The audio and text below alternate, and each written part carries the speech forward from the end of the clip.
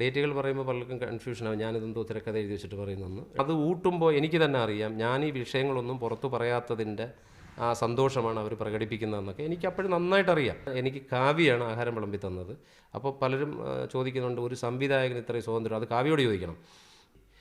Pulsar സുനിയെ വീട്ടിൽ വെച്ച് കണ്ട കാര്യം ആരുടെ പറയരുത് കേട്ടോ എന്ന് എൻ്റെ അടുത്ത് പ്രത്യേകിച്ച് ഓർമ്മപ്പെടുത്തുന്നു. ഇന്ന് പൾസർ സുനിയുമായിട്ട് ഇദ്ദേഹത്തിന് ബന്ധമുണ്ടെന്ന് ഒരുപക്ഷെ ഞാൻ വെളിപ്പെടുത്തിയിരുന്നുവെങ്കിൽ ഒരുപക്ഷെ അദ്ദേഹത്തിന് ജാമ്യം കിട്ടാതിരുന്നിരിക്കാം. ഡേറ്റുകൾ പറയുമ്പോൾ പലർക്കും കൺഫ്യൂഷനാവും. ഞാനിതെന്തോ തിരക്കഥ എഴുതി വെച്ചിട്ട് പറയുന്നെന്ന്. 2017 സെപ്റ്റംബർ മാസം 12-ാം തീയതി അനൂപ്, അതായത് ദിലീപിൻ്റെ അനിയൻ, എന്നെ വിളിക്കുന്നു. നിങ്ങൾ അത്യാവശ്യമായിട്ട് ചേട്ടനെ കാണണമെന്ന് പറഞ്ഞു.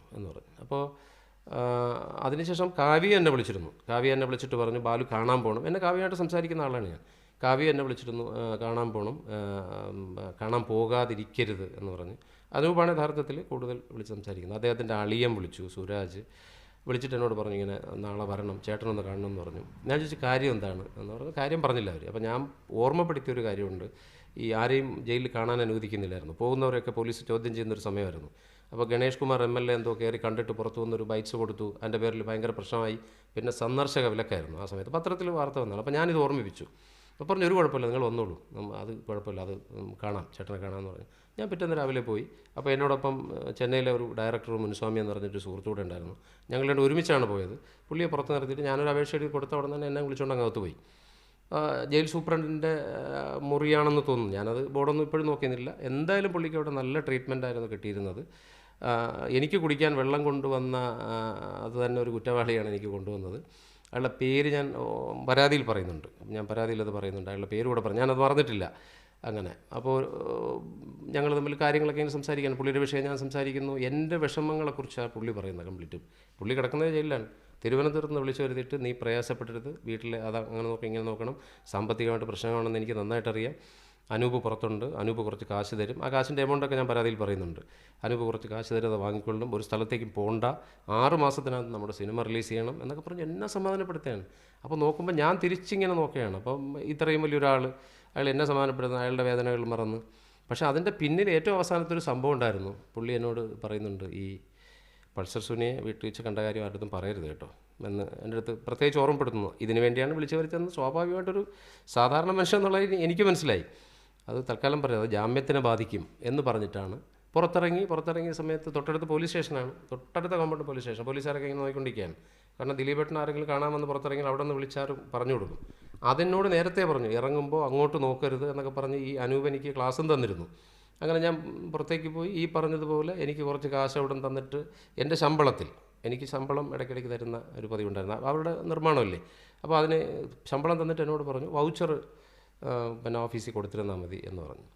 തിരിച്ചന്നേ ദിവസം, സമയം ഞാൻ ഓർമ്മിക്കുന്നില്ല, കാവ്യ എന്നോട് വിളിച്ച് പറഞ്ഞു, ഞാൻ ആഹാരം കഴിക്കാതിരുന്നു കേട്ടോ, ബാലു വരില്ല എന്ന് വിചാരിച്ചു. കാരണം ദിലീപേട്ട എന്നോട് പറയണം, മറ്റത് പറയരുത്, തിരുവനന്തപുരത്ത് കിടക്കില്ലേ, ഞാൻ ഇവിടെ ആരോടെങ്കിലും എന്തെങ്കിലും പറഞ്ഞു കളഞ്ഞാലോ എന്നുള്ള ഭയം കൊണ്ടാണ്. ബാലു ചേട്ടനെ വന്ന് ദിലീപേട്ടനെ വന്ന് കണ്ടിട്ട് പോകുന്നതുവരെ ഞാൻ ആഹാരം പോലും കഴിച്ചില്ല കേട്ടോ എന്ന് പറഞ്ഞാൽ എനിക്കവിടെ എൻ്റെ പ്രതിഫലത്തിൻ്റെ ആ രൂപത്തിൽ എനിക്കവിടെ പൈസ തന്നു. എൻ്റെ പ്രതിഫലമാണ്. ഞാനതിന് വോച്ചറും കൊടുത്തിട്ടുണ്ട്. അദ്ദേഹത്തിൻ്റെ രേഖയുണ്ട്, എൻ്റെ രേഖയുണ്ട്. അപ്പോൾ അങ്ങനെ ഞാൻ അന്നത്തെ ദിവസം കഴിഞ്ഞു. തിരിച്ചു വന്നിട്ട് ദിലീപേട്ടന് സ്വാഭാവികമായിട്ടും ഒക്ടോബർ മാസം 3-ാം തീയതി ജാമ്യം കിട്ടുന്നു. ജാമ്യം കിട്ടിയപ്പോൾ അദ്ദേഹത്തിൻ്റെ സഹോദരിയുടെ ഭർത്താവ് സുരാജ് കോടതിയിൽ നിന്നുകൊണ്ട് എനിക്ക് നന്ദി പറഞ്ഞുകൊണ്ടൊരു മെസ്സേജ് ഇട്ടു. കാരണം ഞാനൊന്നും ഇത് പറഞ്ഞില്ല. അന്ന് പൾസർ സുനിയുമായിട്ട് ഇദ്ദേഹത്തിന് ബന്ധമുണ്ടെന്ന് ഒരുപക്ഷെ ഞാൻ വെളിപ്പെടുത്തിയിരുന്നുവെങ്കിൽ ഒരുപക്ഷെ അദ്ദേഹത്തിന് ജാമ്യം കിട്ടാതിരുന്നിരിക്കാം. ആ നന്ദി പറഞ്ഞുകൊണ്ട് പുള്ളി 1:47, ആ സമയം കൂടെ ഞാൻ മറക്കുന്നില്ല, പുള്ളി എനിക്കൊരു മെസ്സേജ് ഇട്ടു, താങ്ക്സ് പറഞ്ഞുകൊണ്ട് എനിക്ക് മെസ്സേജ് ഇട്ടു. എന്തായാലും 2-3 ദിവസം ഞാനൊരു ഇടയ്ക്ക് പറയാൻ പറഞ്ഞ ഒരു കാര്യം കൂടെ ഉണ്ട്. ഈ north Paravur Crispin Sam sir എന്നെ വിളിക്കുന്നു. ജൂലൈ മാസം 4-ാം തീയതി 5-ാം തീയതിയാണ് വിളിക്കുന്നതെന്ന് തോന്നുന്നു. വിളിച്ച സമയത്ത് അദ്ദേഹം പൾസർ സുനിയെ അറിയാമോ എന്ന് ചോദിച്ചിരുന്നെങ്കിൽ ഞാൻ പറഞ്ഞേനെ, നിങ്ങൾ എപ്പോഴെങ്കിലും പൾസർ സുനിയെ ദിലീപിനുമായിട്ട് വീട്ടിൽ വെച്ച് കണ്ടിട്ടുണ്ടോ? കാരണം എൻ്റെ ചാറ്റും ഞാനും ദിലീപേട്ടൻ നമ്മളുള്ള ചാറ്റ് ഒരുപാട് കണ്ടതുകൊണ്ടാണല്ലോ എന്നെ വിളിച്ചത്. അപ്പോൾ സ്വാഭാവികമായിട്ട് ആ ചോദ്യം അദ്ദേഹം ചോദിച്ചിരുന്നുവെങ്കിൽ ഞാൻ അറിയാമെന്ന് പറയുമായിരുന്നു.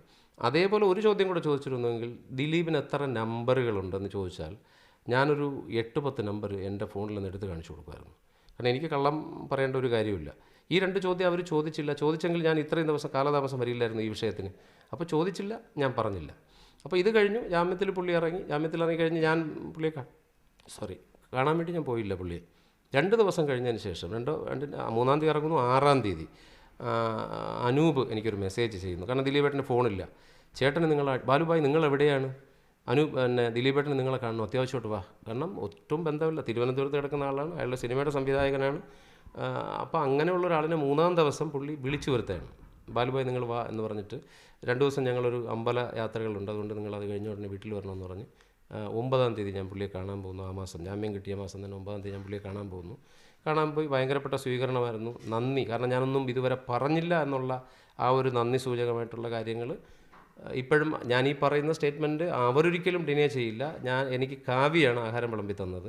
അപ്പോൾ പലരും ചോദിക്കുന്നുണ്ട് ഒരു സംവിധായകന് ഇത്രയും സ്വാതന്ത്ര്യം, അത് കാവ്യയോട് ചോദിക്കണം. കാവ്യയും പ്രിയ എന്ന് പറഞ്ഞാൽ അനൂപിൻ്റെ ഭാര്യയും കൂടെയാണ് എനിക്ക് ആഹാരം വിളമ്പി തരുന്നത്. കാരണം അത് ഊട്ടുമ്പോൾ എനിക്ക് തന്നെ അറിയാം ഞാൻ ഈ വിഷയങ്ങളൊന്നും പുറത്തു പറയാത്തതിൻ്റെ ആ സന്തോഷമാണ് അവർ പ്രകടിപ്പിക്കുന്നതെന്നൊക്കെ എനിക്ക് അപ്പോഴും നന്നായിട്ടറിയാം. അത് കഴിഞ്ഞ് ഇറങ്ങുന്ന സമയത്ത് പുള്ളി ഒരു 20,000 രൂപ പോക്കറ്റിൽ വണ്ടിക്കൂലിയായിട്ട് എനിക്ക് വെച്ച് തരുന്നു. ഞാനതൊക്കെ വാങ്ങിച്ചിട്ടാണ് തിരുവനന്തപുരത്തേക്ക് വരുന്നത്. അപ്പോൾ വീണ്ടും നമ്മൾ തമ്മിലുള്ള ചർച്ചകൾ ഫോണിൽ, കാരണം ദിലീപേട്ടൻ ഭയങ്കര ടെൻഷനിലാണല്ലോ, ജാമ്യത്തിൽ ഇറങ്ങിയിട്ട് ഒരുപാട് ദിവസമൊന്നുമല്ല. അതിൻ്റെ ഫോണിൽ കൂടെ നമ്മൾ അതിൻ്റെക്ക് സച്ചിയുമായിട്ട് ഞാൻ തെറ്റിയിരുന്നല്ലോ, സച്ചിയുമായിട്ട് സ്ക്രിപ്റ്റിൽ നമ്മൾ തെറ്റി. അപ്പോൾ ഉടനെ ദിലീപേട്ടൻ പറയുന്നു നമുക്ക് വീണ്ടും നമുക്ക് വേറെ എന്തെങ്കിലും പ്ലാൻ ചെയ്യാം, ബാലു ഒരു ടെൻഷൻ അടിക്കേണ്ട, നമുക്ക് നല്ലൊരു റൈറ്ററെ വയ്ക്കാം, അപ്പം റൈറ്റർമാർക്ക് കുറവാണ് ഇവിടെ മലയാളത്തിൽ. അപ്പോൾ നമ്മൾ ചിന്തിച്ചിട്ട് ആരെയും കിട്ടുന്നില്ല. വീണ്ടും നമ്മൾ വൈ വി രാജേഷ് നേരത്തെ ഒരിക്കൽ എഴുതിയിട്ട് അത് കറക്റ്റായില്ല എന്ന് പറഞ്ഞ് പോയതാളാണ്. വീണ്ടും വൈവിയെ വെച്ചിട്ട് നമ്മൾ ചർച്ചകളും കാര്യങ്ങളും പുരോഗമിക്കുന്നു. ഇതിനിടയിൽ ദിലീപേട്ടൻ്റെ കമ്മാര സംഭവത്തിൻ്റെ ഷൂട്ട് വീണ്ടും 2ാമത് തുടങ്ങിയാണ്, നിർത്തിവെച്ച ഷൂട്ട്. അത് 2017 ഒക്ടോബർ 3-ാം തീയതി ജാമ്യം കിട്ടുന്നു. നവംബർ മാസം 16-ാം തീയതി ഷൂട്ട് ചെന്നൈയിൽ പ്ലാൻ ചെയ്തിരിക്കുന്നു. അപ്പോൾ എന്നോട് പറഞ്ഞു, ബാലു ഒരു കാര്യം ചെയ്യും, 12-ാം തീയതി വിളിച്ചിട്ട് 12-ാം തീയതി അല്ല 13-ാം തീയതി തന്നെ വിളിക്കുന്നു. ഈ പറഞ്ഞ നവംബർ മാസം 13-ാം തീയതി വിളിച്ചിട്ട് പറഞ്ഞു, ബാലു ഒരു കാര്യം ചെയ്യും, നാളെ രാവിലെ വന്നുള്ളൂ, നമുക്കൊരു 2 ദിവസം നമുക്ക് ചർച്ച നടത്തിയിട്ട്. അപ്പോൾ കാരണം പുള്ളിയുടെ സ്വന്തം പ്രൊഡക്ഷനല്ലേ, അപ്പോൾ ജോലികൾ നടക്കണമല്ലോ. ചർച്ച നടത്തിയിട്ട് ഞാൻ 16-ാം തീയതി രാവിലെ ഞാൻ പിന്നെ ചെന്നൈക്ക് പോയാണ് ബാക്കി ഷൂട്ടുകളായിട്ട് ബന്ധപ്പെട്ട കാര്യത്തിന്. അപ്പോൾ അതുകൊണ്ട് ബാലു 2 ദിവസം ചർച്ചയ്ക്കായിട്ട് വരുമെന്ന് പറഞ്ഞാൽ ഞാൻ വിളിച്ചോടെ പോയില്ലേ, കാരണം പുള്ളിയല്ലേ പ്രൊഡ്യൂസർ, പുള്ളിയാണ് നായകൻ. അങ്ങനെ ഞാൻ ചർച്ചകൾക്കായിട്ട് പോയി. 14-ാം തീയതി ഞാൻ അവിടെ എത്തി. അപ്പുറത്ത് ആലുവ പാലസിലാണ് ഞാൻ താമസിക്കുന്നത്, തൊട്ടടുത്ത കോമ്പൗണ്ടാണ് ആലുവ പാലസ്. അപ്പോൾ ചർച്ചകൾ അധികമായി അന്നൊന്നും ചർച്ചകൾ നടന്നില്ല, കാരണം വീട്ടിലെ ബഹളങ്ങളും കാര്യങ്ങളൊക്കെ ഇടയ്ക്ക് കിട്ടുന്ന സമയങ്ങളിൽ ചർച്ചയൊക്കെ നടത്തും. അന്നത്തെ ദിവസം അങ്ങനെ കഴിഞ്ഞു. അവിടെ നിന്ന് തന്നെ ഞാൻ ആഹാരം കഴിച്ചിട്ട് ഇപ്പുറത്തുനിന്ന് കിടന്നു. പിറ്റേന്ന് 15-ാം തീയതി രാവിലെ ഞാൻ അവിടെ പോകുന്നു. അന്നേ ദിവസം മറക്കാത്തത് ദിവസത്തിനൊരു പ്രത്യേകതയുണ്ട്, തോമസ് ചാണ്ടി രാജിവെച്ച ദിവസമാണ്. തോമസ് ചാണ്ടി സാർ രാജിവെച്ച ദിവസമാണ്. അപ്പം അന്ന് അതിൻ്റെ വാർത്തകളും ഒക്കെ ടി വിയിൽ കണ്ടുകൊണ്ടൊക്കെ നമ്മളിരിക്കുകയാണ്. പക്ഷേ അന്നത്തെ ദിവസം ദിലീപേട്ടൻ വളരെ ഈ പറഞ്ഞതുപോലെ ഭയങ്കര ടെൻസ്ഡായിട്ട് കാണപ്പെട്ടു, ഡിസ്റ്റർബ്ഡ് ആയിരുന്നു പുള്ളി. ഭയങ്കര പ്രശ്നമാണ്, ഭയങ്കര അങ്ങോട്ട് നടക്കുന്നു, തലങ്ങും വിലങ്ങും നടക്കുന്നു, ഇരിക്കുന്നില്ല. അപ്പോൾ എന്നോട് പറഞ്ഞു, ബാലുവോട് ഇരുന്നുള്ളൂ, കുഴപ്പമില്ല, ഞാൻ അതിനിടയ്ക്ക് ആരെയൊക്കെ ഫോൺ ചെയ്യുന്നുണ്ട്, ദേഷ്യപ്പെടുന്നുണ്ട്. അപ്പോൾ ഞാനൊരു ഡിസ്റ്റൻസിൽ കിളികളൊക്കെ നോക്കിക്കൊണ്ട് അവിടെ ഫ്രണ്ടിലൊക്കെ നിൽക്കുകയാണ്. അപ്പോൾ വീണ്ടും എൻ്റെ അടുത്ത് വരും, നമുക്ക് എവിടെ നിന്ന് പിടിക്കാം എന്നൊക്കെ പറഞ്ഞിട്ട്, എവിടെ നിന്ന് പിടിക്കാമെന്ന് പറയുന്ന സബ്ജക്റ്റിനെ കുറിച്ചാണ്, നമുക്ക് അങ്ങനെ ചെയ്യാം ഇങ്ങനെ ചെയ്യാമെന്ന് പറഞ്ഞിട്ട് വീണ്ടും അകത്തേക്ക് പോകും, തിരിച്ചു വരും. ഇതിനിടയ്ക്ക് ഫോൺ ചെയ്ത് ആരോടോ ഷൗട്ട് ചെയ്യുന്നത്, എനിക്ക് തോന്നുന്നു അനൂപിനോടാണ് ഷൗട്ട് ചെയ്യുന്നത്, അനിയനോടാണ്, അളിയനോട് ഷൗട്ട് ചെയ്യുന്നു. എന്തോ ഒരു വിഷയം നടന്നിട്ടുണ്ട് അവിടെ അവർ തമ്മിൽ. അങ്ങനെ ഇരിക്കുന്നതിനിടയിൽ ബൈജു എന്ന് പറഞ്ഞൊരു സുഹൃത്തോട് വരുന്നു. ഒരിക്കലും മറക്കാത്ത രീതിയിൽ ഞാൻ പറയുന്ന കാര്യങ്ങളാണിത്. ബൈജുവിനെ എനിക്ക് നന്നായിട്ടറിയാം, അതിനു മുമ്പ് ഞാൻ കണ്ടിട്ടുണ്ട്. ആലുവ MLA അൻവർ സാദത്തിൻ്റെ സുഹൃത്താണെന്ന് അവർ തമ്മിൽ സംസാരിച്ച് കേട്ടിട്ടുണ്ട്, അവരെ തമ്മിലൊരുമിച്ച് ഞാൻ കണ്ടിട്ടില്ല. ദിലീപ്, അൻവർ സാദത്ത്, ബൈജു എന്ന് പറയുന്നത് അവർ തമ്മിലൊരു ത്രയം എന്ന് പറയുന്നത് ഭയങ്കര സുഹൃത്തുക്കളാണെന്ന് അവർ പറഞ്ഞു കേട്ടിട്ടുണ്ട്. മാത്രമല്ല അവിടെ വന്ന് ഈ പറഞ്ഞ ആലുവ MLAയുടെ കാര്യം ഒരുപാട് സംസാരിക്കുകയും ചെയ്യുന്നുണ്ട്. അൻവറിനെ കണ്ടിരുന്നോ വിളിച്ചിരുന്നോ എന്നൊക്കെ പറഞ്ഞ് ദിലീപേട്ടൻ ചോദിക്കുന്നുണ്ട്. അപ്പോൾ അങ്ങനെ ബൈജു അവിടെ വന്നു.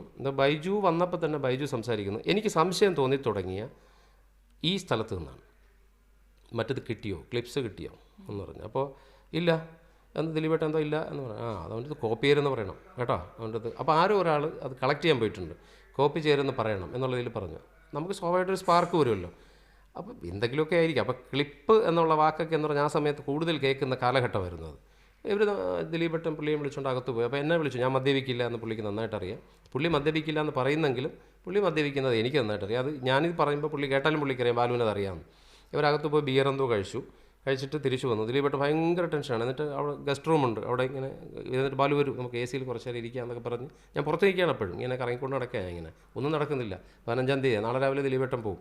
അങ്ങനെ അകത്ത് വന്നിരുന്നിട്ട് പുള്ളി കുറേ നേരം സൈലൻ്റ് ആയിരുന്നു. അപ്പോൾ ഈ സംസാരിക്കുന്നത് കംപ്ലീറ്റ് ക്ലിപ്പുകളെക്കുറിച്ച്. ഞാൻ സത്യം പറഞ്ഞാൽ എൻ്റെ കയ്യിൽ ഒരു ടാബിരുന്നു സാംസങ്ങിൻ്റെ, ഞാനിങ്ങനെ പതുക്കെ റെക്കോർഡർ താഴ്ത്തി അങ്ങ് വെച്ചു. അപ്പോൾ കുറേ നേരം സൈലൻ്റ് ആയിട്ടിരുന്നിട്ട് പുള്ളിയുടെ സുഹൃത്തിനോട് പറയാണ്, ആ ഓഡിയോ ക്ലിപ്പ് ഞാൻ നിങ്ങൾക്ക് തരാം. പുള്ളി പറയാണ്, ബൈജു ഭായ്, സത്യത്തിൽ ഈ ശിക്ഷ ഞാൻ അനുഭവിക്കേണ്ടല്ല, ഇതൊരു പെണ്ണ് അനുഭവിക്കേണ്ടതാണ്. അവരെ നമ്മൾ രക്ഷിച്ച് കൊണ്ടുപോയിട്ട് അവസാനം ഞാൻ ശിക്ഷിക്കപ്പെട്ടു എന്ന് ഭയങ്കര ടെൻഷനായിട്ട്. അപ്പോൾ പുള്ളി സമാധാനപ്പെടുത്തുകയാണ്. അപ്പോൾ സ്വാഭാവികമായിട്ട് നമ്മൾ ചിന്തിക്കില്ലേ, അദ്ദേഹം ചലഞ്ച് ചെയ്യട്ടെ, ഞാൻ ചലഞ്ച് ചെയ്യുന്നു, അദ്ദേഹം പറയട്ടെ ഇത് ഏത് പടത്തിൽ പറഞ്ഞ ഡയലോഗെന്ന്.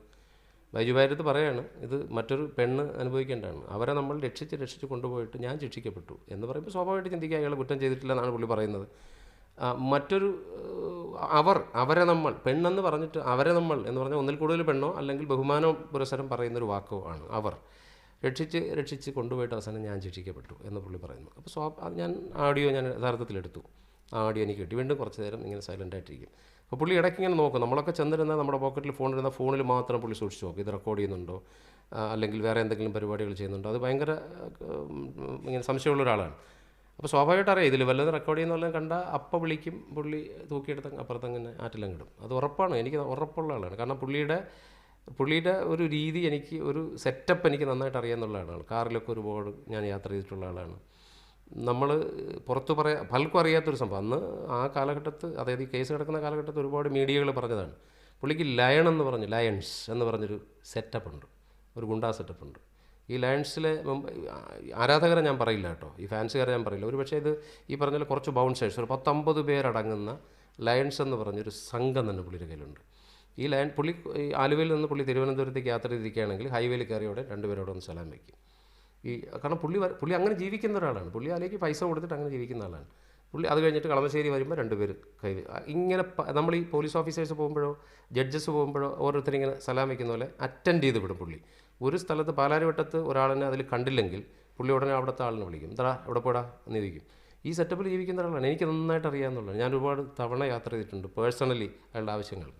പിന്നെ ടവർ ലൊക്കേഷനൊന്നും പോലീസിനെ പുള്ളി പഠിപ്പിക്കേണ്ട, അല്ല പുള്ളിയെ പോലീസ് പഠിപ്പിക്കേണ്ട, പോലീസിന് പുള്ളി പറഞ്ഞു കൊടുക്കും. പുള്ളിയുടെ കാറിൽ പുള്ളിയുടെ ഫോൺ ഇട്ടിട്ട് ഈ പറയുന്ന അപ്പുണ്ണി എന്ന് പറയുന്നവനും ഈ പറഞ്ഞ കൂടെയുള്ള ഡ്രൈവർമാരും ഫോൺ മാത്രം ഇട്ടിട്ട് കോയമ്പത്തൂർ കൊണ്ടുപോയിട്ട് വരും, തൃശ്ശൂർ പോയിട്ട് വരും. ആ സമയത്ത് ദിലീപേട്ടൻ തിരുവനന്തപുരം വരും. അപ്പോൾ ദിലീപ് നോക്കുമ്പോൾ പോലീസ് അടിക്കുമ്പോൾ ടവർ ലൊക്കേഷൻ പാലക്കാട് ഉണ്ടായിരുന്നു, അത് കഴിഞ്ഞ് അവിടെ ഉണ്ടായിരുന്നു. ഇത് പുള്ളിയുടെ ഒരു രീതിയാണ്, ഇത് വേറെ ആർക്കും അറിയില്ല. പുള്ളി വീട്ടിൽ വെച്ച് ഗണ്ണ് ലോഡ് ചെയ്യുന്നത് ഞാൻ കണ്ടിട്ടുണ്ട്. ഞാൻ ആ ഗണ്ണ് കയ്യിലെടുത്തിട്ട് സൈലൻസർ വെച്ചിട്ടുള്ള ആളാണ്. പുള്ളി ഇല്ല എന്ന് പറയട്ടെ, പുള്ളിയുടെ കയ്യിലുണ്ട്. അപ്പോൾ എനിക്ക് ഭയമുണ്ട്, കാരണം നമ്മളെന്തെങ്കിലും ചെയ്യുന്നത് കണ്ടാൽ പുള്ളി അവിടെ നിന്ന് കൊടുക്കുന്ന കമാൻഡുകളും കാര്യങ്ങളും, പുള്ളി അങ്ങനെ ഒരു സാത്വികൻ്റെ വേഷം കെട്ടിയിട്ട് ജീവിക്കുന്ന ഒരാളാണ്. അപ്പോൾ എനിക്കതിൻ്റെ ഭയമുള്ളത് കൊണ്ട് ഞാനത് വളരെ സൂക്ഷിച്ചാണ് റെക്കോർഡ് ചെയ്തത്. എന്തായാലും ബൈജുമായിട്ടുള്ള സംഭാഷണമൊക്കെ നടന്നുകൊണ്ടിരിക്കുന്നതിനിടയിൽ പുള്ളി ഭ്രാന്തളവ് കുറേ പേരെ വിളിക്കുകയാണ്. അപ്പോൾ അതിൽ വിളിക്കുന്ന ഒരു കോളിംഗ് തന്നെയാണ്, ഓൺ സൈഡ് സ്പീച്ച് നമുക്ക് കേൾക്കാൻ പറ്റില്ലല്ലോ. സാഗർ പിലിപ്പച്ചനെ കാണാൻ പോയോ എന്ന് ചോദിക്കുന്നുണ്ട്. കണ്ടോ എന്ന്. ഈ സാഗർ എന്ന് പറയുന്ന ആൾ പ്രോസിക്യൂഷൻ്റെ സാക്ഷിയായിരുന്നു എന്നുള്ളത് ഞാൻ പിന്നീടാണ് അറിയുന്നത്, 1 മണിക്കൂർ കഴിഞ്ഞ് അറിയുന്നത്. അപ്പോൾ സാഗർ എന്ന് പറഞ്ഞൊരു വ്യക്തി, ഫിലിപ്പ് എന്ന് പറയുന്ന പുള്ളിയുടെ അഡ്വക്കേറ്റിൻ്റെ പേരാണ് ഫിലിപ്പ് ടി വർഗീസ്, പുള്ളിയുടെ പേഴ്സണൽ അഡ്വക്കേറ്റാണ്, പുള്ളിയുടെ കേസുകൾ കൈകാര്യം ചെയ്യുന്ന ആളാണ്. അപ്പോൾ സാഗർ പിലിപ്പച്ചാനെ കാണാൻ പോയി. അപ്പോൾ സാഗർ എന്ന് പറയുന്ന ആൾ പിലിപ്പച്ചാനെ ഒരിക്കലും കാണാൻ പാടില്ലല്ലോ, പ്രോസിക്യൂഷൻ്റെ സാക്ഷിയായിട്ടിരുന്ന ആളാണ്. പ്രോസിക്യൂഷൻ്റെ സാക്ഷിയായിരുന്നതിന് ശേഷം അയാൾ തിരിഞ്ഞ് മൊഴി കൊടുത്ത ആളാണ്. അതായത് സാക്ഷിയെ അവർ സ്വാധീനിച്ചിട്ട് മൊഴി മാറ്റി എന്നുള്ളൊരു വിഷയം പോലീസിൻ്റെ കേസ് കിടക്കുകയാണ്. ആ സമയത്താണ് ഈ സംഭവം നടക്കുന്നത്. ആ സമയത്താണ് ഈ സാഗർ ഈ അഡ്വക്കേറ്റിനെ കാണാൻ പോയിരിക്കുന്നത്. അത് പോയത് നേരത്തെ എമൗണ്ട് കൊടുത്തിട്ടുണ്ടായിരുന്നു ഇവർ. നേരത്തെ ദിലീപേട്ടൻ ജയിലിൽ കിടക്കുന്ന സമയത്താണെന്ന് തോന്നുന്നു ഈ പ്രോസിക്യൂഷൻ്റെ സാക്ഷിയായ സാഗറിനെ ഇവരുടെ വീട്ടിൽ സുനീർ എന്ന് പറഞ്ഞൊരു കക്ഷിയുണ്ട്. ഈ സുനീർ വഴി അവൻ്റെ മനസ്സ് മാറ്റിയെടുത്തിട്ട് മൊഴി മാറ്റി പറയിപ്പിച്ചു. അങ്ങനെയാണ് ജാമ്യം കിട്ടിയതെന്ന് ഞാൻ ഇപ്പോഴും വിശ്വസിക്കുന്നുണ്ട്. കാരണം പ്രൊഫസർ സുനിയായിട്ട് ഒരുമിച്ച് കണ്ടുവന്ന മൊഴിയെ പോലീസിന് ആദ്യം കൊടുത്തിട്ട് മാറ്റി പറയിപ്പിച്ചു. 164 അയാൾ പിന്നെ കൊടുത്തു. അപ്പോൾ കൊടുത്തതിന് എമൗണ്ടുകൾ ഫിക്സ് ചെയ്തിരുന്നു. ആ എമൗണ്ട് വാങ്ങിയിട്ട് വീണ്ടും ഒരു തുക ഞാനത് പരാതിയിൽ പറയുന്നുണ്ട്, അത് വേണമെന്ന് പറഞ്ഞ് ദിലീപിൻ്റെ അഡ്വക്കേറ്റിനെ കാണാൻ പോയ ദിവസം ആ ടെൻഷനാണ് പുള്ളി ആ കിടന്നടിച്ച്. ആ വോയിസ് ക്ലിപ്പ് ഞാൻ തരാം. അതായത് സാഗർ വിളിപ്പച്ചനെ കാണാൻ പോയോ എന്ന് പുള്ളി ചോദിക്കുന്ന സംഭവം തരാം. പുള്ളി അങ്ങനെ പോകാൻ പാടില്ല അങ്ങനെ. അപ്പോൾ ഇതാണ് ടെൻഷൻ നടന്നുകൊണ്ട് നിന്നത്. അതിനിടയ്ക്ക് അനൂപും സുരാജും ഒക്കെ അവിടെ, സുരാജ് എന്ന് പറയുന്നത് പുള്ളിയുടെ അനിയത്തിയുടെ ഭർത്താവാണ്, സൗരയുടെ ഭർത്താവാണ്, സവിതയുടെ ഭർത്താവാണ്, വന്നു ഫയർ ചെയ്തു. കാരണം ഒരു കാര്യം നിങ്ങൾക്ക് പുള്ളി ജയിലിൽ കിടക്കുന്ന സമയത്താണെന്ന് തോന്നുന്നു ഈ ഇടപാടുകൾ നടന്നത്, ഇവരാണ് നടത്തിയെന്ന് തോന്നുന്നു. അപ്പോൾ ഒരു കാര്യം നിങ്ങൾക്ക് കൃത്യമായിട്ട് ചെയ്യാൻ കഴിഞ്ഞാൽ നിങ്ങൾ ചെയ്യരുത്. അപ്പോൾ അതിൻ്റെ പേരിൽ അങ്ങോട്ടും ഇങ്ങോട്ടും അനിയനും ചേട്ടനും തമ്മിൽ വാഗ്വാദങ്ങളാകുന്നു. ഒരു വോയിസ് ക്ലിപ്പിൽ ഇവർ തമ്മിൽ പിണങ്ങുന്നുണ്ട്. പിണങ്ങി കഴിയുമ്പം ഒരു വോയിസ് ക്ലിപ്പിൽ അനൂപ് 2 പ്രാവശ്യം 2 സ്ഥലത്ത് പറയുന്നുണ്ട് ദിലീപ് കുറ്റം ചെയ്തിട്ടുണ്ട്. അതായത് അതുകൊണ്ടൊക്കെയാണല്ലോ ഈ കിടന്ന് അനുഭവിക്കുന്നത് എന്ന അർത്ഥത്തിൽ. ദിലീപ് കുറ്റം ചെയ്തിട്ടുണ്ടെന്ന് പറയുമ്പം മറ്റ് കൂടെ ഇരുന്ന ഒരാൾ പറയുന്നുണ്ട്, ഇനി ചെയ്തിട്ടുണ്ടെങ്കിൽ തന്നെ 10-85 ദിവസം അവൻ ജയിലിൽ കിടന്നില്ലേ, തീർന്നില്ലേ എന്നൊക്കെ പറയുന്ന ഓഡിയോ ക്ലിപ്സ് ഉണ്ട്. നിങ്ങളത് സസൂക്ഷ്മം നിരീക്ഷിച്ചാൽ നിങ്ങൾക്ക് മനസ്സിലാവും. എന്തായാലും ഈ സംഭവങ്ങൾ നടക്കുന്നതിനിടയിൽ പിന്നെ ഈ കേസിനെ കുറിച്ച് ചർച്ചയായി. ഈ സാഗർ എന്ന സാക്ഷിയെ സ്വാധീനിച്ചത് പോലീസുകാരറിഞ്ഞു, അതിൻ്റെ അന്വേഷണം നടക്കുന്നു, അതിൻ്റെ ടെൻഷനെക്കുറിച്ച് അവർ ചർച്ച ചെയ്യുന്നു. ഇതിനിടയിൽ ദിലീപേട്ടൻ ഇങ്ങനെ, അതായത് പുള്ളി ഒരു മൂഡിൽ പറയുന്നൊരു സംഭവമുണ്ട്. അതായത് 1.5 കോടി രൂപ ഞാൻ പുഷ്പം പോലെ കൊടുത്തേനെ. അതിനിടയ്ക്ക് മറ്റവൻ ഈ ലെറ്ററൊക്കെ എഴുതി അയച്ചല്ലോ, പൾസർ സുനി. 1.5 കോടി രൂപ ഞാൻ പുഷ്പം പോലെ കൊടുത്തേനെ. ആ വോയിസ് ക്ലിപ്പിൽ തന്നെ ക്രോസ് ചെയ്തിട്ട് അനൂപ് പറയുന്നുണ്ട് ദിലീപ് കുറ്റം ചെയ്തിട്ടുണ്ട് എന്ന് പറയുന്നുണ്ട് അവർ. അപ്പോൾ ഇതൊക്കെ വീണ് കിട്ടുന്ന ഓഡിയോ ക്ലിപ്സാണ്. പക്ഷേ കണ്ടിന്യൂസ് ആയിട്ട് റെക്കോർഡ് ചെയ്താൽ വിഷയങ്ങളുണ്ടാകും. അതുകൊണ്ട് പല സമയത്തും അതെൻ്റെ ഒരു മനസ്സായിരിക്കാം. കുറ്റം ചെയ്തു എന്ന് തോന്നിയപ്പോൾ, നാളെ ഞാനും ഒക്കെ പെടുമെന്ന് തോന്നിയപ്പോൾ എനിക്ക് തോന്നിയൊരു തോന്നലായിരിക്കാം അത്. അതുപോലെ തന്നെ ഈ ദിലീപേട്ടൻ്റെ അനിയത്തിയുടെ ഭർത്താവ് അതിൽ പറയുന്നൊരു സംഭവമുണ്ട്. ഈ പൾസർ സുനിയെക്കുറിച്ച് പറയുന്നതാണ്. ഈ കടവരാന്തയിലും വീടിൻ്റെ ടെറസിന് മുകളിലും പാറമടയിലും ഒക്കെ കിടന്നവനെ ഈ കാശ് വേണമെങ്കിൽ എവിടെയെങ്കിലും വന്നൊന്ന് വാങ്ങിച്ചുകൊണ്ട് വെക്കൂടെ? അയാൾ പറയുന്നൊരു വളരെ ലാഘവത്തോടെയാണ്. ഈ 1.5 കോടി രൂപക്കാരൻ ഇപ്പോൾ എന്തായി, ഇപ്പോൾ ആരിരിക്കുന്നു? അതായത് ഈ കാശ് കൊടുക്കുന്നതിന് മുമ്പ് തന്നെ ഇവൻ ഈ കത്തെഴുതി അങ്ങോട്ട് കളഞ്ഞു. കത്തെഴുതി വിടുന്നു, നാദർഷയെ കോൺടാക്ട് ചെയ്യുന്നു. ഇവർ കാശ് കൊടുക്കാൻ റെഡിയായിരുന്നു. ദിലീപേട്ട അതിൽ പറയുന്നുണ്ട്. ദിലീപേട്ട അതിൽ അഹങ്കാരത്തോടെ പറയുന്ന ഒരു സംഭവമുണ്ട്. ദിലീപ് ഒരു ക്രൈം ചെയ്താൽ കണ്ടുപിടിക്കാൻ ബുദ്ധിമുട്ടാണ് എന്ന്. അപ്പോൾ അയാളുടെ മനസ്സ് അതിൽ നിന്ന് കൃത്യമായിട്ട് അറിയാം. ഇങ്ങനെ കുറേ സംഭവങ്ങൾ വീണ് കിട്ടുന്നു. ഇതിനിടയിൽ ബൈജു എന്ന് പറയുന്ന സുഹൃത്ത് എപ്പോഴോ എന്തോ അത്യാവശ്യം പറഞ്ഞ് പോയി ഈ നടക്കുന്നതിനിടയിൽ. കാവ്യ ആക്ച്വലി ആ സമയത്ത് വീട്ടിലില്ലായിരുന്നു. ഈവനിങ് ഇപ്പോൾ രാത്രിയായി, കാരണം ഇതൊക്കെ ഉച്ച കഴിഞ്ഞ് നമ്മൾ ഫുഡൊക്കെ കഴിഞ്ഞ് ഏകദേശം രാത്രിയോടെ എടുക്കുമ്പോഴാണ് ഇദ്ദേഹം ആരെയോ ഒരാളിനെ ഇങ്ങനെ വെയിറ്റ് ചെയ്യുന്നുണ്ട്. അപ്പോൾ ഇടയ്ക്കിടയ്ക്ക് ഫോൺ ചെയ്ത് ചോദിക്കുന്നുണ്ട് എവിടെ എത്തി. അപ്പോൾ പറയുന്നുണ്ട് ഞാൻ 1.5 മണിക്കൂറോടെ എടുക്കാം. 1.5 മണിക്കൂർ എടുക്കും ഇനി, കാരണം പുള്ളിക്ക് ടെൻഷനിലിരിക്കുകയാണ്, എന്തോ ഒരു വിഷയം നടക്കാൻ പോവുകയാണ്. അപ്പോൾ ഒന്നുകിൽ തൃശ്ശൂരിൽ നിന്ന് വരുന്ന ആളോ അല്ലെങ്കിൽ ആലപ്പുഴയിൽ നിന്ന് വരുന്ന ആളോ ആ ഒരു ഡിസ്റ്റൻസ് ഇട്ട് പറഞ്ഞെന്ന് തോന്നുന്നു, അതല്ലെങ്കിൽ എവിടെയെങ്കിലും വെയിറ്റ് ചെയ്യുന്ന ആളായിരിക്കാം. അപ്പോൾ അങ്ങനെ ആ ആൾ ഈ പറഞ്ഞതുപോലെ ഈവനിങ് ആയപ്പോൾ ഏകദേശം രാത്രിയായപ്പോൾ ഇയാൾ അവിടെ എത്തിയ സമയത്ത് ഞാൻ ഇപ്പോഴും ഓർക്കുന്നുണ്ട്, കാവ്യ ഇക്ക എന്ന് വിളിച്ചാണ് അകത്തേക്ക് കയറ്റിയത്. അപ്പോൾ ഇക്ക എന്ന് വിളിച്ച് അകത്ത് കയറി ഇയാൾ നേരെ വന്ന് എൻ്റെ അടുത്താണ് ഇരിക്കുന്നത്. ഇയാൾ വന്ന് എൻ്റെ അടുത്തിരുന്നു. ഇവർ തമ്മിൽ ഈ കേസിൻ്റെ വിഷയം സംസാരിക്കുന്നു. അന്നത്തെ ടെൻഷനെക്കുറിച്ച് സംസാരിക്കുന്നുണ്ട്. അന്ന് സംസാരിക്കുന്ന കൂട്ടത്തിൽ അയാൾ പറയുന്ന വാചകത്തിൽ നിന്ന് മനസ്സിലായി അയാൾ അന്വേഷണ ഉദ്യോഗസ്ഥയായ ഒരു സ്ത്രീയെ കണ്ടിട്ടാണ് വരുന്നത്. അത് അയാൾ പറയുന്നുണ്ട്. ഓഡിയോ ക്ലിപ്പിൽ അത് പിന്നെ പെമ്പറന്നോത്തി എന്നാണോ പെണ്ണുമ്പിള്ള എന്നുള്ളൊരു വാക്ക് ഉപയോഗിച്ച് അയാൾ പറയുന്നുണ്ട്. അപ്പോൾ ഈ സാക്ഷിയെ സ്വാധീനിച്ച് പ്രോസിക്യൂഷൻ്റെ സാക്ഷിയെ സ്വാധീനിച്ച് മൊഴി മാറ്റിയത് പോലീസ് തിരിച്ചറിഞ്ഞ് അന്വേഷണം തുടങ്ങിയപ്പോൾ ഇദ്ദേഹം ഈ വന്ന ആൾ, ഇദ്ദേഹത്തിൻ്റെ പേരെനിക്കറിയില്ല, കാരണം ഇയാൾ ചീത്ത പറഞ്ഞിട്ട് ഇൻഷാള്ള എന്ന് പറയുന്നുണ്ട്. കാവ്യ പിന്നെ ഇക്ക എന്ന് വിളിച്ചാണ് കയറ്റി വിട്ടത്. അപ്പോൾ സ്വാഭാവികമായിട്ടൊരു ഇസ്ലാം മത വിശ്വാസിയാണെന്ന് ഞാൻ വിശ്വസിക്കുന്നുണ്ട്. എൻ്റെ അടുത്താണ് വന്നിരുന്നത്. അപ്പോൾ അയാളൊരു എനിക്ക് തോന്നുന്നു ഹോട്ടലിൻ്റെ ഒക്കെ ഓണറാണെന്ന് വർത്തമാനത്തിൽ നിന്ന് ഞാൻ മനസ്സിലാക്കുന്നുണ്ട്. കാരണം ഇവർ ഡെയിലി പരിചയമുള്ളതുകൊണ്ട് പേരെടുത്ത് വിളിക്കേണ്ട കാര്യമില്ലല്ലോ. ഞാൻ അയാളെ അന്നാണ് കാണുന്നത്. പക്ഷേ അയാൾ പറയാണ് ഈ റിയ എന്ന് പറഞ്ഞൊരു പെൺകുട്ടിയുടെ, അപ്പോൾ ഈ കേസ് ഭയങ്കര ടെൻഷനിലേക്കാണ്. ജാമ്യം റദ്ദ് ചെയ്യപ്പെടും. പ്രോസിക്യൂഷൻ്റെ സാക്ഷിയെ സ്വാധീനിച്ചെന്ന് പറഞ്ഞാൽ അതിൽ ജാമ്യത്തിൻ്റെ കണ്ടീഷനിൽ 4ാമത്തെ ക്ലോസ് അതാണ്. പ്രോസിക്യൂഷൻ്റെ സാക്ഷിയെ സ്വാധീനിച്ചാൽ ജാമ്യം റദ്ദ് എന്ന് പറഞ്ഞിട്ടുണ്ട്. ആ ടെൻഷനുണ്ട്. അനൂപ് പറയുന്നൊരു വോയിസ് ക്ലിപ്പ് അതിൽ കിടപ്പുണ്ട്. ഇനിയിപ്പം സാക്ഷിയെ സ്വാധീനിച്ചെന്ന് പറഞ്ഞ് ജാമ്യം റദ്ദ് ചെയ്യുമോ എന്ന് ദിലീപിൻ്റെ അനിയൻ ഭയങ്കര ഭയപ്പാടോടെ ചോദിക്കുന്നുണ്ട്. എന്തുകൊണ്ടോ ആ ഓഡിയോ ക്ലിപ്പ് എൻ്റെ കയ്യിൽ ഇരിപ്പുണ്ട്.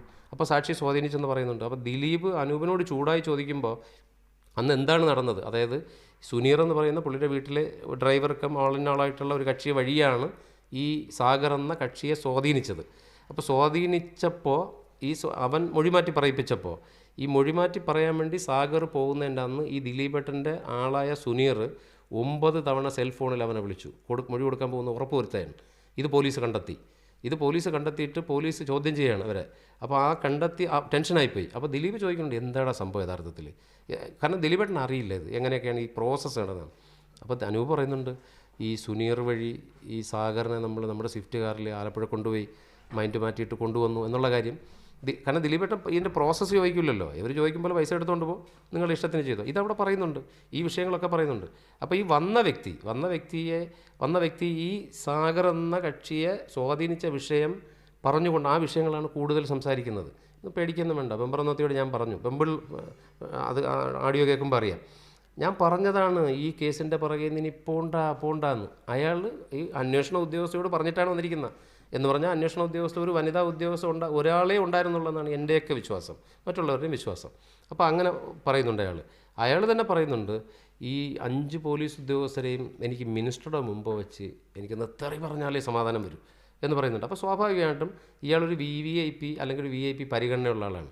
ഒരു അന്വേഷണ ഉദ്യോഗസ്ഥയെ സ്വാധീനം എന്നല്ല എൻ്റെ വാക്ക്, അവരോട് സംസാരിച്ചിരിക്കുന്ന കേസ് എങ്ങനെ അന്വേഷിക്കണമെന്ന് സാഗറിനെ ഇനി അതിൻ്റെ പറയുന്നത് പോണ്ട എന്ന് പറഞ്ഞിട്ട് ഇയാൾ പറയാണ് നിങ്ങളിനി ഒന്നും ചെയ്യണ്ട എന്ന്. അപ്പോൾ സ്വാഭാവികമായിട്ട് മിനിസ്റ്റർ മുമ്പ് വെച്ച് ചീത്ത വിളിക്കണമെന്ന് പറയുന്ന ഈ അന്വേഷണ ഉദ്യോഗസ്ഥരെ, അപ്പോൾ സ്വാഭാവികമായിട്ട് എനിക്ക് അയാളെ പേരറിയില്ല. അതുകൊണ്ടാണ് ഒരു VIP എന്ന് പറഞ്ഞൊരു വാക്ക് ഞാൻ ആ പരാതിയിലിട്ടിരുന്നത്. ഒരു VIP അയാളെ ഇൻ്റർനെറ്റിലൊക്കെ പരതിയിട്ട് അങ്ങനെ ഒരു ഫേസ് എനിക്ക് കിട്ടിയിട്ടില്ല. പക്ഷേ എനിക്ക് എന്നെ സംബന്ധിച്ച് ഇത്രയും കോൺടാക്ട്സ് ഉള്ള ഒരാൾ VIP എന്നുള്ളത് കൊണ്ടാണ് VIP എന്നുള്ളൊരു വാക്ക് ഞാൻ ഉപയോഗിച്ച് പരാതിയിൽ അതങ്ങനെ പറയുന്നത്. അപ്പോൾ അവിടെ വെച്ച് ഒരുപാട് കാര്യങ്ങൾ, അതായത് ആ സംസാരിക്കുന്ന കാര്യങ്ങൾ ജയിലിൽ കിടക്കുന്നവർക്ക് അടി കൊടുക്കണമെന്ന് പറയുന്നു തിരിച്ചിറങ്ങിയാലുടൻ അങ്ങനെ ഒരു അന്വേഷണ ഉദ്യോഗസ്ഥനെ സുദർശൻ്റെ കൈ വെട്ടണമെന്ന് ദിലീപേട്ടൻ പറയുന്നത് ഞാൻ കേട്ടുകൊണ്ടിരുന്നതാണ്. കാരണം ദിലീപേട്ടൻ എന്തോ നടന്നു പോയപ്പോൾ സുദർശൻ എന്ന് പറഞ്ഞ ഒരാൾ ഉണ്ടായിരുന്നല്ലോ എന്ന് പോലും എനിക്കറിയില്ല. ദിലീപേട്ടൻ എന്തോ ആലുവ പോലീസ് ക്ലബ്ബിലോ എവിടെ നടന്നു പോയപ്പോൾ വെറുതെ ഒന്ന് കൈ ഇങ്ങനെ വെച്ചു വന്നു. അവൻ്റെ കൈയെ വെട്ടണമെന്ന് ദിലീപേട്ടൻ പറയുന്നുണ്ട്. അന്വേഷണ ഉദ്യോഗസ്ഥർ നിങ്ങൾ 5 പേരും കണ്ടോ, വരട്ടെ, തരാം, ഈ സംഭവങ്ങളാണ് അവരൊക്കെ പ്ലാൻ ചെയ്യാണ്. ഞാനിപ്പോഴും വിശ്വസിക്കുന്നു പൾസർ സുനി ജയിലിൽ കിടന്നുകൊണ്ടാണ് അയാളുടെ ജീവൻ ഇപ്പം നിൽക്കുന്നത്. അയാൾ ജയിലിൽ കിടന്നുകൊണ്ടാണ്. അയാളെ ജാമ്യത്തിലിറക്കി ഇവർ തന്നെ കൊല്ലുമായിരുന്നു. നമ്മൾ എത്രയോ കേസുകൾ ജാമ്യത്തിലിറങ്ങിയ പ്രതി തൂങ്ങി മരിച്ച നിലയിൽ കണ്ടെത്തിയെന്നൊക്കെ നമ്മൾ കാണുന്നു. അയാൾ രക്ഷപ്പെട്ടത് അയാൾ ജയിലിൽ കിടക്കുന്നതുകൊണ്ടാണ് ഇപ്പോഴും ഞാൻ വിശ്വസിക്കുന്നുണ്ട്. ഈ പറഞ്ഞ പ്രതികളെ പൾസർ സുനി ഇറങ്ങുമ്പം അവരെ ഉപദ്രവിക്കുമെന്ന് പറയുന്നത് ഈ VIP എന്ന് ഞാൻ പറഞ്ഞ ആൾ, ആ വന്ന ആൾ, അത് അയാൾ VIP ആവട്ടെ എന്താവട്ടെ, അയാൾ പറയുന്നതൊക്കെ ഞാൻ കേട്ടുകൊണ്ടിരുന്നതാണ്. ഓഡിയോ ക്ലിപ്പിൽ അതുള്ളതാണ്. അപ്പോൾ ഇതിനിടയിൽ ഈ സംഭവങ്ങളൊക്കെ കഴിഞ്ഞപ്പോൾ സുജാ കാർത്തികയാണെന്ന് തോന്നുന്നു അവരുടെ സഹോദരൻ്റെ കല്യാണത്തിന് വിളിക്കാൻ വേണ്ടി അവിടെ വന്നു. അതുകൊണ്ടാണല്ലോ ആ ഡേറ്റുകൾ നമ്മൾ മറക്കാത്തത്. കല്യാണത്തിന് വിളിക്കാൻ വേണ്ടി വന്നു. അപ്പോൾ ദിലീപേട്ട സ്വാഭാവികമായിട്ട് അങ്ങോട്ട് പോയി. കാവ്യയുമായിട്ട് അവിടെ കൂടി ചർച്ചകളൊക്കെ ആയി അങ്ങനെ പോയി. അപ്പോഴത്തേക്ക് ഇവിടെ ഒരു ഗ്യാപ്പ് വന്നു. നമ്മളിരിക്കുന്ന സ്ഥലത്ത് ഓരോരുത്തരും അവരവരുടെ ജോലികളിൽ മുഴുകി. ഞാനും സൈലൻ്റായിട്ടിരുന്നു. അദ്ദേഹത്തിൻ്റെ ഫോൺ വിളികളും കാര്യങ്ങളുമായിട്ട്. പിന്നെ ഈ പറഞ്ഞ പോലെ സുരാജ് എന്ന് പറയുന്ന അദ്ദേഹത്തിൻ്റെ അളിയൻ, ഈ അനൂപിൻ്റെ ഭാര്യയുടെ സഹോദരൻ അപ്പു എന്ന് പറയുന്ന ഒരാൾ അവിടെയുണ്ട്. ഇവരൊക്കെ ഈ വീട്ടിൽ അന്നേ ദിവസം സമ്മേളിച്ചതിൻ്റെ കാര്യമാണ് ഇനി ഞാൻ പറയാൻ പോകുന്നത്. അപ്പോൾ ഇവരെല്ലാം ഉണ്ട്. അപ്പോൾ ദിലീപേട്ട ഏകദേശം 1/2 മണിക്കൂർ സമയമെടുത്താണ് തിരിച്ചു വന്നത്. തിരിച്ചു വന്നപ്പോൾ ഇദ്ദേഹത്തിന് പോകാൻ സമയമായി. അദ്ദേഹത്തിന് രാവിലെ 5 മണിക്കുള്ള ഫ്ലൈറ്റിന് എവിടെ പോകണമെന്ന് പറയുന്നുണ്ട്. ഈ വന്ന വ്യക്തി ആരെന്നറിയില്ല. അപ്പോൾ അദ്ദേഹം ഇങ്ങനെ ഒന്ന് എണീറ്റിട്ട് ഞാൻ എടുക്കട്ടെ എന്ന് ചോദിച്ചു. അപ്പോൾ ദിലീപേട്ടൻ കൊണ്ടുപോകാം എന്ന് പറഞ്ഞു. അപ്പോൾ അയാൾ തന്നെ പറഞ്ഞു എനിക്ക് വെളുപ്പിന് പോകേണ്ടതാണ്, അപ്പോൾ എടുക്കട്ടെ എന്ന് ചോദിച്ചു. അപ്പോൾ അയാൾ എന്നെ ഒന്ന് നോക്കി. ആദ്യം എൻ്റെ അടുത്ത് ഇരുന്ന ആളാണ്. അയാൾ എന്നെ ഒന്ന് സൂക്ഷിച്ച് നോക്കിയപ്പോൾ ദിലീപേട്ടൻ പറഞ്ഞു ഇത് ബാലു. അത് കുഴപ്പമില്ല, ബാലുഭായി നമ്മുടെ ആളാണ് എന്ന് പറഞ്ഞിട്ട് കുഴപ്പമില്ല എടുത്തിട്ടോ എന്ന് പറഞ്ഞു. കാരണം എന്നെ കൂടെ എന്തോ വിഷയത്തിലൊന്ന് കൂട്ടണം എന്ന് തോന്നി. പുള്ളി വെളിയിൽ പോയിട്ട് പുള്ളി തന്നെ പോയി. പുള്ളിയുടെ കൂടെ എനിക്ക് തോന്നുന്നു ശരത്ത് എന്ന് പറഞ്ഞ ഒരാൾ കൂടെ വന്നിട്ടുണ്ട്. അയാൾ പുറത്ത് നിന്നു. കാരണം അത് വന്നപ്പോൾ സംസാരിച്ചതിൽ നിന്ന് ഞാൻ മനസ്സിലാക്കിയതാണ് ശരത്ത്. കാരണം ഈ സുരാജിൻ്റെ മകൻ പറയുന്ന കേട്ടു ശരത്തെങ്കിൽ വന്നിരിക്കുന്നു എന്ന്. പക്ഷേ ആ ശരത്ത് എന്ന് പറയുന്ന ആളകത്ത് വന്നില്ല. ഇനി ഇദ്ദേഹത്തിൻ്റെ പേരാണോ ശരത്തും എന്നെനിക്കറിയില്ല. കാരണം അതിൻ്റെ ഒരു ഓഡിയോ ആ ഒരു ബാക്ക് ഡ്രോപ്പിൽ കിടപ്പുണ്ട്, എൻ്റെ കയ്യിൽ ഇരിപ്പുണ്ട്. ആ ഓഡിയോയിൽ സത്യ ആര് വന്നെന്ന് നോക്കേ എന്ന് ഇയാൾ ചോദിക്കുന്നുണ്ട്. ഈ സുരാജ് എന്ന വ്യക്തി, സുരാജിൻ്റെ മകൻ്റെ പേരാണ് സത്യ. അത് ശരത്തങ്കിൾ എന്ന് പറയുന്നു. പക്ഷേ ശരത്തെന്ന ആളല്ല ഇവിടെ വന്നിരുന്നത് എന്നെനിക്ക് തോന്നുന്നു. അയാൾ പുറത്ത് നിന്നിരിക്കാം. ഇനി ശരത്താണോ എന്നും എനിക്കറിയില്ല. ഈ ശബ്ദത്തിൻ്റെ ഉടമ ശരത്താണോ എന്നറിയില്ല. എന്തായാലും പുറത്ത് പോയി പുള്ളി ഒരു ടാബ് കൊണ്ടുവന്നു. ഓപ്പോസിറ്റ് സൈഡുള്ള സോഫയിലിരുന്നു. അപ്പോൾ ഏകദേശം എല്ലാവരും അതിൽ ദിലീപേട്ട അടുത്തിരിക്കുന്നു. മറ്റുള്ളവരെല്ലാം അവിടെ വന്നപ്പോൾ ദിലീപേട്ട എൻ്റെ നോക്കിയിട്ട് എന്നെ അടുത്തേക്ക് വിളിച്ചു, വാ കാണാം. ഞാൻ പറഞ്ഞു എന്താ സാർ എന്ന് ചോദിച്ചു.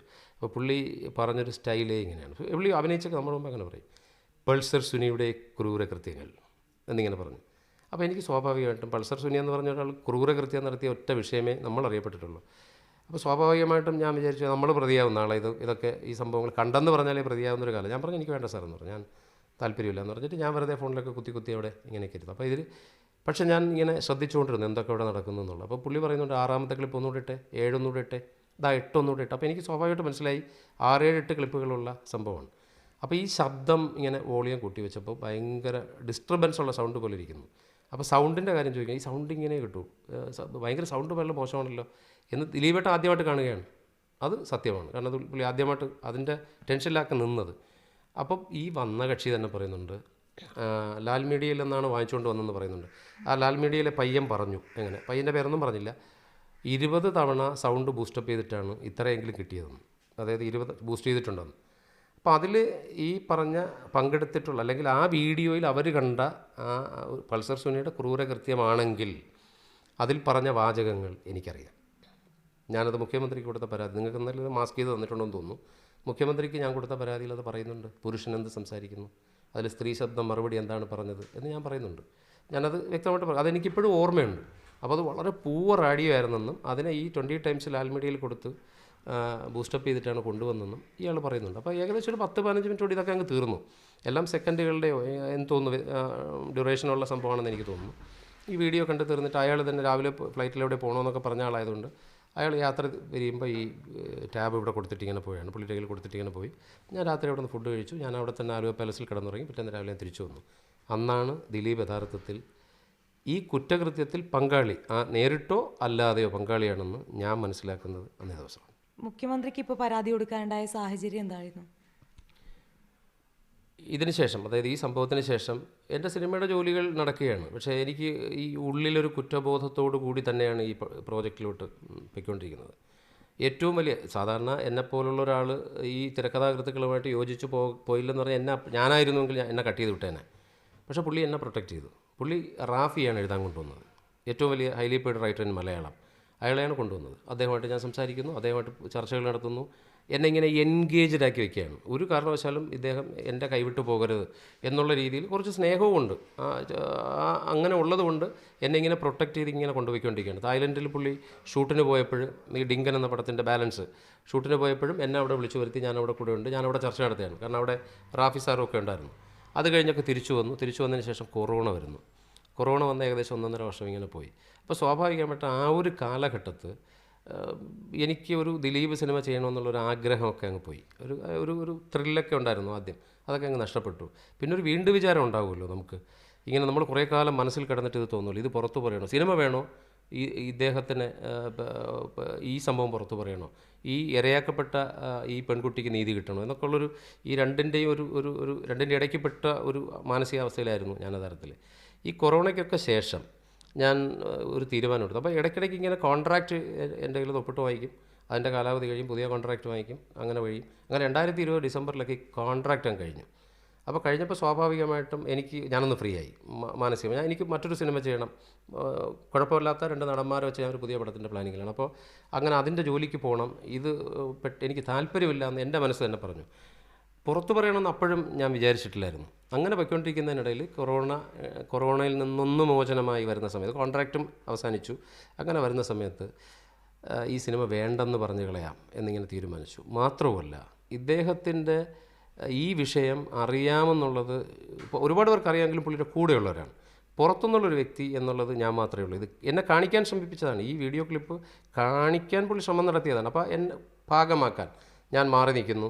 ഞാൻ ഭയങ്കര സൈലൻ്റായിട്ട് പെരുമാറുന്നു. ഈ പഴയ താല്പര്യം ഞാൻ കാണിക്കുന്നില്ല. സിനിമയുടെ ജോലികൾക്ക് വിളിച്ചാൽ ഞാൻ പോകുന്നില്ല.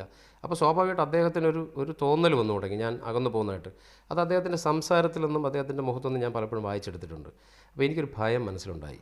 അതായത് പുള്ളി എന്തെങ്കിലും ചെയ്യും. പൾസർ സുനിയെ കൊല്ലണമെന്ന് തീരുമാനിച്ച ആളാണ്, സുദർശൻ്റെ കൈവെട്ടണമെന്ന് തീരുമാനിച്ച ആളാണ്. അവന്മാരെല്ലാം 5 പേരൊറ്റ ആ സമയത്ത് ജയിലിൽ കിടക്കുകയായിരുന്നു. വരട്ടെ എന്ന് പറഞ്ഞ് വെയിറ്റ് ഇരിക്കുന്ന ആളാണ്. നിങ്ങൾക്ക് തന്നെ ഓഡിയോ ക്ലിപ്പിൽ നിങ്ങൾ ഒന്നിലധികം തവണ കേൾക്കണം. തൃശ്ശൂർ ഭാഷയാണ്. അവർ ഈ അന്വേഷണ ഉദ്യോഗസ്ഥരെ ഉപദ്രവിക്കണമെന്ന് തീരുമാനം എടുക്കുന്നുണ്ട് അതിൽ. അപ്പോൾ അങ്ങനെയൊക്കെ ചെയ്യുന്ന ഒരാളിനെ, എന്നെപ്പോലുള്ള സാധാരണക്കാരനെ വകവരുത്തുന്നതിലേക്ക് വേണ്ടി അയാൾക്ക് സമയമൊന്നും അധികം വേണ്ട. അപ്പോൾ അങ്ങനെ ഒരു ഭയം മനസ്സിൽ ഇങ്ങനെ ഉണ്ടായി വന്നു. ആ ഭയത്തിൽ നിന്ന് നമുക്ക് ധൈര്യം ഉണ്ടാവും. അപ്പോൾ എൻ്റെ ഒരു മനഃശാസ്ത്രം അതാണ്. നമുക്ക് ഒരുപാട് ഭയം വന്നാൽ നമുക്ക് ഒരുപാട് ധൈര്യം ഉണ്ടാവും. അപ്പോൾ അങ്ങനെ ഒരുപാട് ഭയപ്പെട്ടു ഞാൻ ഈ വർഷം ആദ്യം. അങ്ങനെ, കാരണം പുള്ളിയോടൊപ്പം ഉള്ളവരും പലരും എന്നോട് പലതും പറഞ്ഞു. നീ സൂക്ഷിച്ച് നടന്നാൽ നിനക്ക് കൊള്ളാം എന്ന് പലരും പറഞ്ഞു. അതിൽ ഒരാളുടെ പേര് ഞാൻ മുഖ്യമന്ത്രിയോട് പറഞ്ഞിട്ടുമുണ്ട്. അയാളുടെ കൂടെയുള്ള ഒരാൾ എന്നെ വിളിച്ച് സംസാരിച്ച കാര്യം. അങ്ങനെ എനിക്ക് കുറേശ്ശെ ധൈര്യം വന്നു. ഇങ്ങനെ, അതായത് ഈ സിനിമ ഇനി വേണ്ട എന്ന് പറയണം ഔദ്യോഗികമായിട്ട്. അങ്ങനെ, അതായത് എന്നൊരാൾ ആക്രമിക്കുമെന്ന് കണ്ടാൽ അയാൾ ആക്രമിക്കുന്നതിന് മുമ്പ് അങ്ങോട്ട് കയറി അടിക്കുക എന്നുള്ളൊരു ഒരു സൈക്കോളജിയുടെ പരിണിത ഫലമായിട്ട് ഈ 2021 ഏപ്രിൽ മാസം 9-ാം തീയതി ഞാൻ ഇദ്ദേഹത്തിന് നീണ്ടൊരു വാട്സപ്പ് മെസ്സേജ് ചെയ്തു. ഞാനത് മുഖ്യമന്ത്രിക്ക് ആ മെസ്സേജും കൊടുത്തിട്ടുണ്ട്.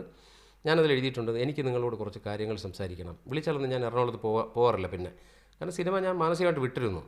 എനിക്ക് കുറച്ച് കാര്യങ്ങൾ നിങ്ങളോട് സംസാരിക്കണം. അത് ഒന്നുകിൽ നിങ്ങൾ എൻ്റെ വീട്ടിൽ വരണം, ദിലീപേട്ടൻ വീട്ടിൽ വരണം, ഇല്ലെങ്കിൽ അനൂപ് വരണം, ഇല്ലെങ്കിൽ സുരാജ് വരണം. അത് വന്നിരിക്കണം. ഇല്ലെങ്കിൽ നിങ്ങളുടെ ജാമ്യം റദ്ദ് ചെയ്യപ്പെടാൻ സാധ്യതയുണ്ട് എന്ന് പറഞ്ഞു. എന്നിട്ട് വീണ്ടും ഞാൻ എഴുതി, റദ്ദ് ചെയ്യപ്പെടാൻ സാധ്യതയല്ല, റദ്ദ് ചെയ്യപ്പെടും. കാരണം എനിക്ക് അറിയാവുന്ന വിവരങ്ങൾ ഞാൻ പറയും. പ്രോസിക്യൂഷൻ്റെ സാക്ഷിയെ സ്വാധീനിച്ചതൊക്കെ എനിക്ക് നന്നായിട്ട് അറിയാം, എൻ്റെ തെളിവുകൾ എൻ്റെ കയ്യിലുണ്ട് എന്ന് പറഞ്ഞിട്ട്, അതുകൊണ്ട് ഞാനൊരു സമയം കൊടുത്തിട്ട് വീട്ടിലേക്ക് വരണമെന്ന് പറഞ്ഞിട്ട് ഞാനൊരു മെസ്സേജ് അയച്ചു. എനിക്ക് സ്വാഭാവികമായിട്ട് അന്ന് ഞങ്ങൾ തമ്മിൽ പിരിയും. അതൊരു ഭീഷണി പോലെ അവർക്ക് തോന്നിയാലും എൻ്റെ പിടിച്ചു നിൽക്കലിന് വേണ്ടി ഞാൻ ചെയ്തൊരു സംഭവമാണ്. പുള്ളി എന്നെ അന്ന് രാത്രി 11 മണിക്കാണ് ഞാൻ അയക്കുന്നത്. പുള്ളി എനിക്ക് തോന്നുന്നു അന്ന് മുതൽ പിറ്റന്ന് രാത്രി വരെ പുള്ളി ഒരു 16ഓളം തവണ എന്നെ വിളിച്ചു. ഞാൻ ഫോൺ എടുത്തില്ല. ഞാൻ പറഞ്ഞത് എൻ്റെ വീട്ടിൽ വരിക എന്നുള്ളതാണ്. പുള്ളി രാത്രി വിളിക്കുന്നു, പകൽ വീഡിയോ കോൾ ചെയ്യുന്നു, ഓഡിയോ കോൾ ചെയ്യുന്നു. എനിക്ക് വോയിസ് ക്ലിപ്പ് ഇട്ടു, ബാലു എനിക്ക് നിങ്ങളെ അത്യാവശ്യമായിട്ട് സംസാരിക്കണം, എൻ്റെ ഫോൺ ഹാക്ക് ചെയ്യും പലരും, അതുകൊണ്ട് എനിക്ക് പറയാൻ പറ്റില്ല. ഞാൻ ആ ഓഡിയോ ക്ലിപ്പ് ആ മെസ്സേജുകളൊന്നും ഞാൻ ഇപ്പോഴും കളഞ്ഞിട്ടില്ല. ഞാനത് മുഖ്യമന്ത്രിക്ക് എൻ്റെ സ്ക്രീൻഷോട്ട് കൊടുത്തിട്ടുണ്ട്, ഒറിജിനൽ എൻ്റെ കയ്യിൽ ഇരിപ്പോൾ. അപ്പോൾ പുള്ളി അങ്ങനെ പറഞ്ഞിട്ട് എനിക്ക് മെസ്സേജ് ചെയ്യണം, എനിക്ക് സംസാരിക്കണം, ബാലു ഫോൺ എടുക്കുമെന്ന്. കാരണം ഞാൻ പിരിഞ്ഞു പോവുകയില്ലേ, നമ്മൾ പഴയ സിനിമകളിലൊക്കെ കാണും പോലെ വില്ലൻ്റെ കൂടെ നിന്നിട്ട് നമ്മൾ പിരിഞ്ഞു പോകുന്ന ആളിനെ ഷൂട്ട് ചെയ്യുന്നൊരവസ്ഥ പോലെ. എന്നിട്ട് പുള്ളി എനിക്കൊരു മെസ്സേജ് ഇട്ട്, ആ മെസ്സേജ് എൻ്റെ കയ്യിൽ കിടപ്പുണ്ട്. ഞാൻ തിരുവനന്തപുരത്തെത്തി എന്ന് പറഞ്ഞിട്ട്, ഞാൻ I am now in Trivandrum, എനിക്ക് കാണണം എന്ന് പറഞ്ഞു. എന്നിട്ടും ഞാൻ എടുത്തില്ല. അത് ഉച്ചയ്ക്കാണ്, എന്നിട്ടും എടുത്തില്ല. വിളിച്ചുകൊണ്ടേയിരുന്നു, വോയിസ് ക്ലിപ്പ് ഇടുന്നു. രാത്രി 11 മണിക്ക് എനിക്ക് വീണ്ടും മെസ്സേജ് ഇടുന്നു, ഞാൻ തിരുവനന്തപുരത്തുണ്ട് എന്ന് പറഞ്ഞു. ഞാൻ റെസ്പോണ്ട് ചെയ്തില്ല. ഞാൻ പറഞ്ഞ എന്താണ്, എൻ്റെ വീട്ടിൽ വരിക. എന്തിനാണ് വീട്ടിൽ വരുന്നത്? ഈ ഇരിക്കുന്ന ഓഡിയോ ക്ലിപ്സ് ആയിട്ട് കേൾപ്പിക്കുമായിരുന്നു.